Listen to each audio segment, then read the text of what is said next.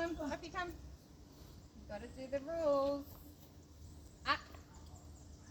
Jemba, on your place. Come on your place. Yes, I mean it. Come on. You wait. Not you, Dusty. You've got yours. You've got yours. Dusty, go get it. Go on, go get yours. Go get it. This is for Jimba. Not for you. Jimba. Not you. Jimba.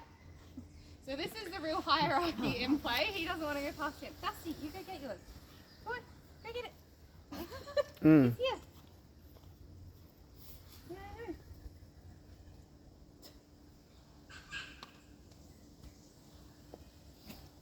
Okay, you want this one?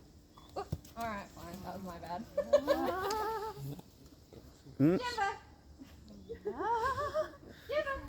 There we go. Good boy. So gentle.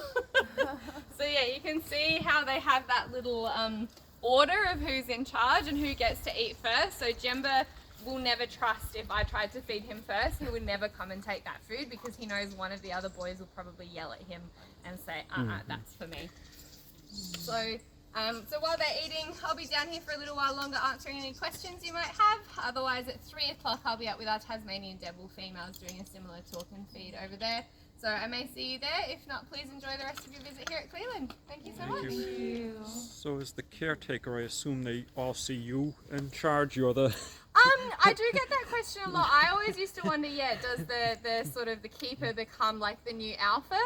I think they probably see me, honestly, I'm basically Uber Eats. I'm a delivery food service. So I think they definitely see their people as separate to themselves. So they definitely behave differently with me to they do with each other. They certainly have closer bonds with particular people that they work with. But if Dusty decided to challenge Warrigal and they got into a nasty fight, there is nothing I can do about it. Basically, I can't go in and say, hey, Alpha says, cut it out, that's enough.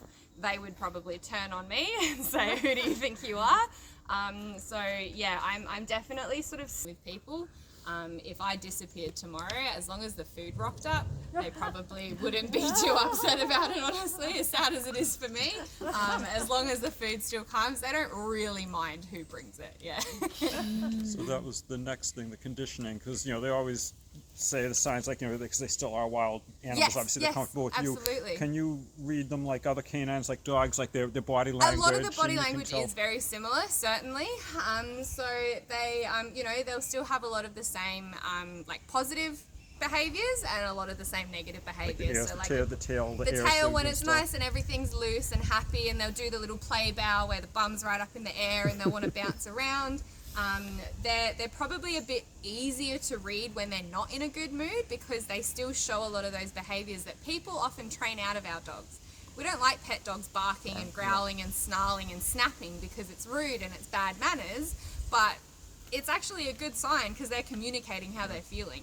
So these guys, if they're not happy, they'll snarl, the teeth are out, the hackles, their fur on their back stands right up and they look a lot bigger than they normally do. And they'll really growl. And then you know to... And I'm like, okay, all right, you're not having a good day. I'm going to just pop out over there. So usually it's never really at me. It's much more at each other. And usually when food's involved too. So that is the real sort of make or break of the pack, is deciding who eats when. So out in the wild, usually it'll be a female that's actually right up the top in charge. So she will eat whatever she wants of the meal. When she's full, she will then let the other dingoes come in and basically fight over what's left.